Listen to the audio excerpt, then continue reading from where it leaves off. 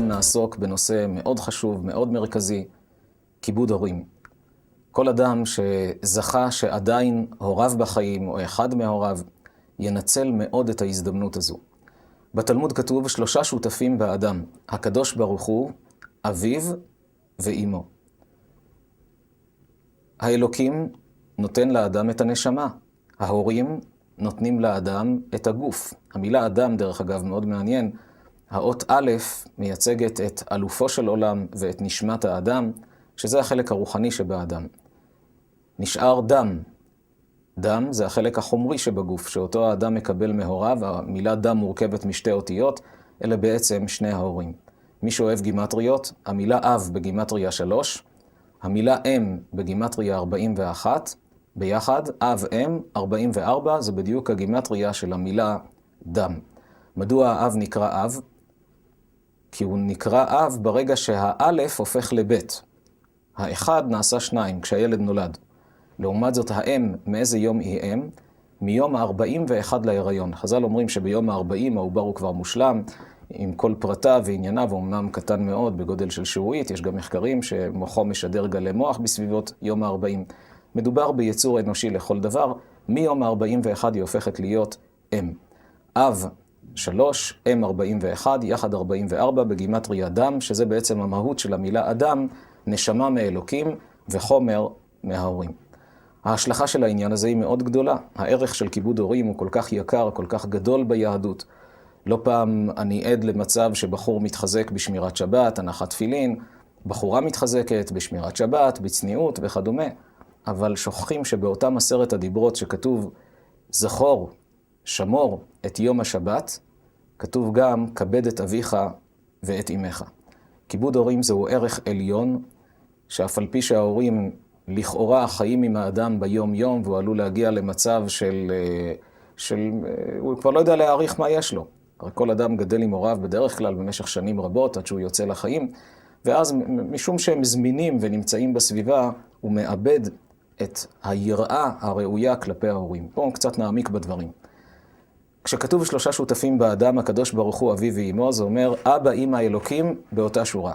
מלבד, אומרים חז"ל, אם ההורים אומרים לך לבצע עבירה, לרדת מדרגתך הרוחנית, בזה אל תשמע להם, כי כולנו מחויבים לאלוקים. זה הדבר היחיד שנדרשנו לא לשמוע להורים, כי הם באים להוריד את האדם ממדרגותיו הרוחניות. אבל בלי זה, אבא, אמא, אלוקים באותה שורה. כלומר, יושב סטודנט בבית, יש לו עתיד גדול כפיזיקאי, צופים לו שהוא יזכה אפילו בפרס נובל, והוא יושב כעת על עבודת מחקר מאוד מאוד חשובה, הוא שקוע בעניין מאוד רציני. אמו היא אישה פשוטה, לא מבינה הרבה, לא משכילה, והנה תוך כדי אפייה היא באה ואומרת לו, אני חייבת כעת מרגרינה. תרד בבקשה למכולת, תקנה מרגרינה. הוא מרגיש בהערה פנימית באותה שעה. אני עושה כעת בשאלות רציניות בפיזיקה, מה מרגרינה עכשיו? אתה יודע איך אתה צריך להרגיש באותה שעה? אלוקים מתגלה כעת בפניך, ואומר לך, רד לקנות מרגרינה. מה היה קורה אם היית רואה התגלות כמו משה שבסנה אלוקים מתגלה ומדבר? אבא, אמא, אלוקים, אותו משקל כלפינו כילדים, יש להם יחס שונה לחלוטין, כך עלינו להתייחס אליהם מכל האנשים שנמצאים בעולם.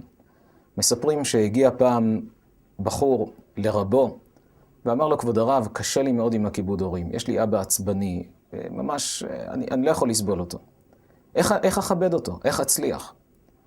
הרב הביט בו ממושכות, ואז אמר לו בשקט, אתה יודע למה יש לאדם הורים?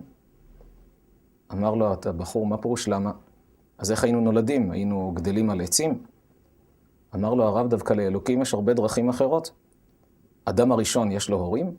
נברא מהאדמה. אלוקים יכל לעשות שכל בני אדם בעולם ייווצרו מהאדמה. אין לו שום בעיה לעשות את זה.